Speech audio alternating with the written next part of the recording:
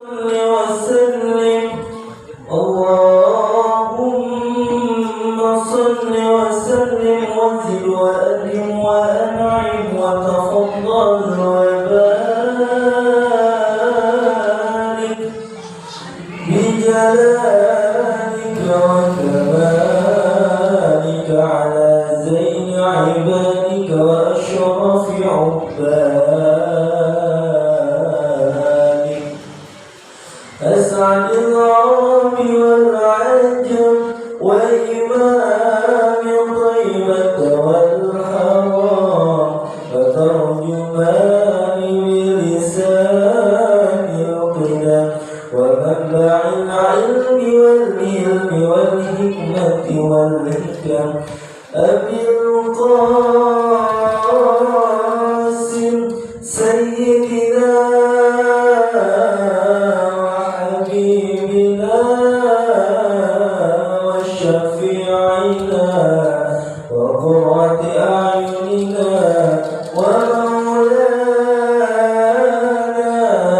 محمد صلى الله عليه وسلم زده شرفا يا رب زده شرفا يا رب زده شرفا يا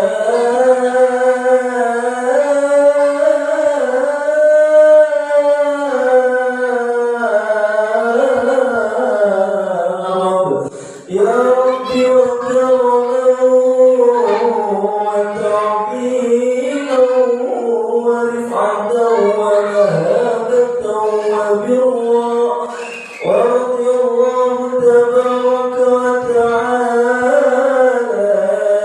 عن ذوي الفخر العلي والقدر الجليل ساداتنا وأئمتنا وموالينا أبي بكر وعمر وعثمان وعلي وعن بقية الصحابة وقرابة رسول الله صلى الله عليه وسلم أجمعين والحمد لله رب العالمين. Halaman 27 yang al-Nabi tadimu alaihi salam. Bismillahirrahmanirrahim.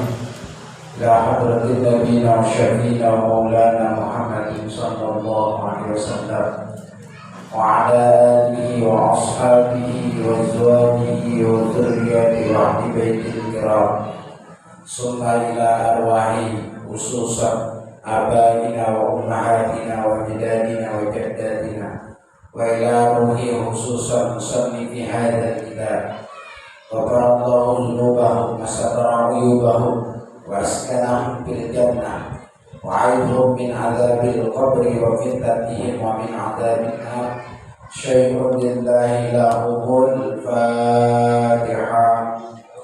A'udzu billahi minasyaitonir rajim. Bismillahirrahmanirrahim. Alhamdulillahi rabbil alamin arrahmanir rahim maliki yaumiddin. Iyyaka na'budu wa iyyaka nasta'in shiratal mustaqim shiratal ladzina an'amta 'alaihim ghairil maghdubi 'alaihim waladdallin. Bismillahirrahmanirrahim. Alladzi tajibu alaihi sholatu, perkara yang mewajibkan sholat.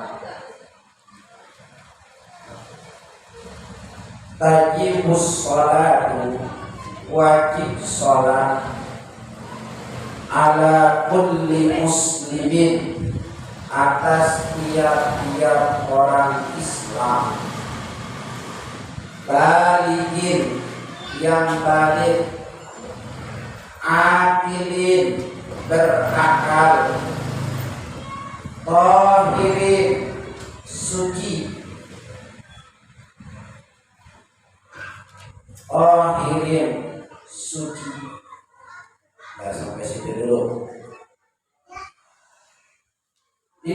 dalam kitab ini melanjutkan tentang masalah pembahasan sholat. Sekarang adalah orang-orang yang wajib padanya itu sholat. Di antara prasarana bertemunya kita dengan Allah adalah sholat. Karena dari seluruh prasarana ibadah yang ternyata langsung Nabi ketika dapat wahyu itu adalah sholat, maka barang tentu sholat itu adalah prasarana yang bisa menemukan seorang hamba kepada Tuhan. Kalau seandainya ada orang dia pengen ke puncak, prasarananya ke puncak itu kendaraan, maka sholatlah yang menjadi kendaraan untuk sampai kepada Allah. Kalau seandainya orang pengen katakan wisata, bus yang menjadi prasarana, maka bus itu adalah salah satu alat untuk sampai orang itu berwisata. Kalau orang pengen sampai kepada Allah, maka prasarananya adalah sholat. Sekarang kalau seandainya ada orang bertanya, kalau dia sakit, berarti prasarana supaya sembuh adalah rumah sakit. Obatnya itu adalah pil dan sebagainya. Maka orang yang hari ini dirinya sakit, maka prasarana supaya sembuh hatinya adalah dengan cara sholat. Di sini dikatakan tajibu alaihi sholatu ala kulli muslimin. Wajib sholat atas tiap-tiap orang muslim. Pertama, kewajiban sholat syaratnya orang muslim. Nah, bagaimana nanti jangan ada kesan begini? Berarti kalau orang kafir kagak wajib sholat, pasti. Orang kafir itu tidak wajib sholat itu karena syaratnya kurang. Apa? Yaitu Islam. Makanya nanti orang kafir ketika dia hari ini tidak Islam, apakah dia kena tuntutan nanti di akhirat? Karena ada ayat yang mengatakan dalam surat Al-Mudaththir, masalahku bis-saqar qalu lam naku minal musallin. Apa yang menyebabkan kamu masuk neraka sakor? Kami itu adalah bagian orang yang tidak sholat. Ayat ini menunjukkan bahwa orang-orang kafir, orang-orang non-muslim tetap dia itu nanti di akhirat kena hukum karena dia tidak sholat. Sekalipun kewajiban sholat itu kepada orang Islam. Jadi nanti jangan ada kesan kalau begitu mendingan jadi orang non-muslim yang tidak sholat. Bukan, dia tidak sahnya bukan karena tidak wajib sholat, tapi tidak sahnya karena sholatnya. Sedangkan sholat itu sahnya dengan Islam. Islam itu sahnya dengan syahadah. Jadi pertama, orang sholat wajib itu dia dikatakan wajib mengerjakan sholat satu muslim. Makanya tadi saya bilang bahwa tidak ada prasarana yang mendekatkan diri kita kepada Allah kecuali sholat. Jangan sampai ketika kita pengen dekat sama Allah, cuma kita ternyata dekatnya pas mati. Kenapa pas mati? Karena disolatin. Jadi ada orang yang dekat karena disolatin, ada orang yang dekat karena sholat. Itu bedanya. Kalau yang dekat karena disolatin namanya dekatnya dipaksain. Kalau orang sholat itu namanya maksain. Kita sholat itu namanya maksain. Kalau ternyata ada orang pengen dekat sama Allah gara-gara mati kemudian disolatin, itu namanya dipaksain biar dekat. Ente punya cewek, jadi punya cewek kira-kira yang enak maksain atau dipaksain? maksain. Kalau dipaksain mau perempuan gak mau. Kalau maksain diri mah walaupun dia juga datang, kenapa maksain? Nah, syarat sholat yang pertama adalah orang muslim. Yang kedua, akili, orang berakal. Jadi orang yang berakal berarti wajib sholat. Berarti kalau begitu yang kagak berakal kagak wajib sholat. Maka kalau pengen ada sholat syaratnya jadi orang yang tidak berakal, yakni orang gila. Ini manusia itu diciptakan dari 3 unsur. Ini dijelaskan dalam kitab Tafsir Sawi. Jadi manusia itu kita diciptakan dari 3 unsur. 1, manusia itu diciptakan dari unsur akliyah, akal. 2, manusia itu diciptakan dari unsur bodohiyah, yaitu amarah yang punyanya setan. Yang ketiga, manusia diciptakan dari unsur hawa hayawani atau nafsiyah, yaitu nafsu. 3 unsur yang ada di diri kita, tapi dari sekian unsur yang paling sempurna adalah akal. Karena akal yang punya itu adalah di antara makhluk Allah, malaikat yang hanya punya akal. Berarti kalau seandainya akalnya bermain, berarti dia itu adalah orang yang mulia. Karena yang punya malaikat, sedangkan malaikat kagak pernah bermaksiat kepada Allah. Makanya kan manusia itu, kita tahu manusia yang pertama itu kan diciptakan itu adalah Nabi Adam, kan gitu. Jadi Nabi Adam itu manusia yang diciptakan yang pertama, sedangkan manusia yang diciptakan yang kedua itu adalah Siti Hawa. Jadi pertanyaannya, Siti Hawa itu diciptakan dari tulang rusuk Nabi Adam. Jadi tulang rusuk laki-laki itu ada 18 sebelah kanan. Kalau kepercayaan mereka. Dalam kitab Tafsir Sawi dikatakan bahwa tulang rusuk laki-laki itu ada 18. Itu juga kalau belum pecah 18 itu tulang rusuk yang sebelah kanan. Yang sebelah kiri itu ada 17. Kenapa alasannya? Keambil sama perempuan Siti Hawa. Kok keambil perempuan? Supaya nanti kalau seandainya perempuan itu dibuat dari tanah, takutnya manusia yang pertama itu diciptakan ada 2, 1 Siti Hawa, 2 Nabi. Makanya Siti Hawa itu diciptakan dari tulang rusuk. Kenapa alasannya? Karena dia nyaba. Karena kalau seandainya Siti Hawa seandainya awalnya bukan dari tulang rusuk, kalau ditanya manusia yang pertama siapa? Kata perempuan emak gua Siti Hawa.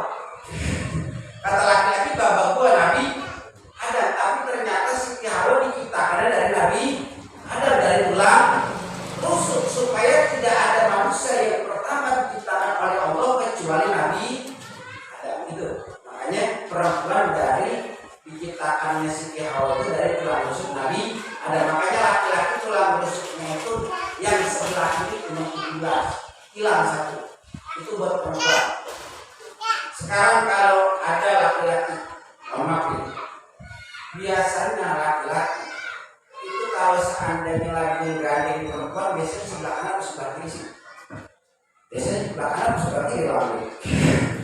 Biasanya sebelah kanan atau sebelah kiri. Sebelah kanan atau sebelah kiri kalau ke gandeng. Sebelah kanan ya. Kenapa sebelah kanan? Sebelah kirinya selalu dapat berbincang. Gitu, sebelah kiri udah bincang. Kalau sebelah kiri apa? Berarti apa? Ya, jadi karena perempuan itu dibuatnya dari tulang rusuk, makanya mohon maaf, perempuan itu kalau udah begini ada dia. Perempuan itu kalau udah dirangkul dia, kenapa? Karena dibuat dari tulang rusuk. Tulang itu yang paling enak tulang rusuk. Kalau percaya aja tulang rusuk. Tulang rusuk itu yang mahal, tulang rusuk mahal. Makanya ada bakso rusuk. Nah, ketika Nabi Adam alaihissalam diciptakan, Siti Hawa diciptakan, ada pertanyaan bagi kita. Apakah semenjak Nabi Adam itu sudah diwajibkan sholat atau belum? Maka jawabannya dalam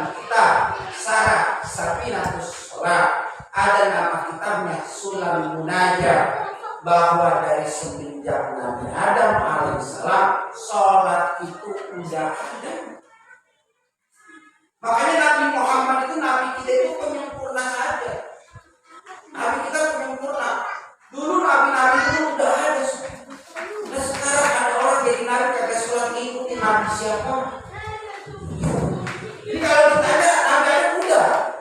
Di ada subuhun wal isya'un Yunusa wal asru Sulaiman wa zuhru li Dawuda.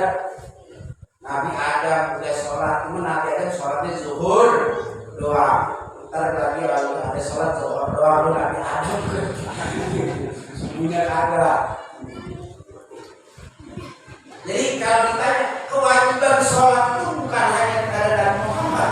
Pokoknya setiap yang berakal, karena Nabi Adam dikasih akal, maka sholat sudah ada semenjak Nabi Adam alaihi salam. Maka Allah dalam surat Isra itu subhanalladzi asra bi 'abdihi lailan minal masjidil haram ilal masjidil aqsa. Kira-kira Nabi berjalan itu kalau kita lihat dari cerita Isra itu ngapain jalannya? Subhanalladzi asra bi 'abdihi lailan minal masjidil. Cuma Nabi sholat sampai bertemu dengan Allah. Kewajiban sholat yang ada itu. Jadi kalau ditanya Nabi itu jalan, Nabi jalan dari Masjidil Haram ngapain? Sholat 2 rakaat sunnah. Sampai Masjidil Aqsa ngapain? Sholat 2 rakaat sunnah. Semua sholat yang menanti ada kewajiban. Yang hakiki adalah sholat 5 waktu yang ketika Isra wal Mi'raj akhirnya diwajibkan oleh Allah Subhanahu. Lalu naik gunung aja kagak sholat, tapi aja sholat. Orang kampung pada ke Jakarta kagak sholat, Nabi aja yang jalan jauh sholat. Nabi itu suaminya jalan-jalan, Nabi jalan-jalan lebih enak daripada jalan-jalan pakai buruk sekejap. Kalau kita peot, pakai buruk, ngalahin apa? Ngalahin PTE. Pakai buruk. Sholat, jalannya di sholat. Jadi kalau ditanya kewajiban sholat dari mulai kapan? Dari mulai Nabi Adam alaihi, karena Nabi Adam itu dari kasih akal. Dalam kitab-kitab fikih dikatakan Nabi Adam itu sholatnya zuhur doang. Kemudian selanjutnya adalah tahirin suci, perempuan yang kagak wajib sholat. Dia harus suci. Perempuan yang kagak wajib sholat, dia harus suci. Tapi ingat, perempuan yang kagak wajib sholat syaratnya 2. 1, bila mana haidnya belum masuk waktu sholat. Jadi syaratnya perempuan yang haid kagak wajib sholat 1, bila mana haidnya belum masuk waktu sholat. Katakan zuhur, mohon maaf nih zuhur katakan jam 12. Perempuan haid ternyata belum azan, maka dia kagak perlu sholat dan kagak perlu mengqadha sholat. Yang kedua, perempuan kagak wajib sholat dan kagak wajib mengqadha sholat bila mana perempuan lagi sholat keluar haid. Ternyata dia sholat jam 12:30 Allahu Akbar. Tiba-tiba begitu lagi sholat ternyata keluar haid, maka tidak wajib perempuan itu mengqadha sholat. Dan gak wajib juga mengqadha sholat itu mah. Sholatnya juga kagak boleh, mengqadha sholatnya juga kagak boleh.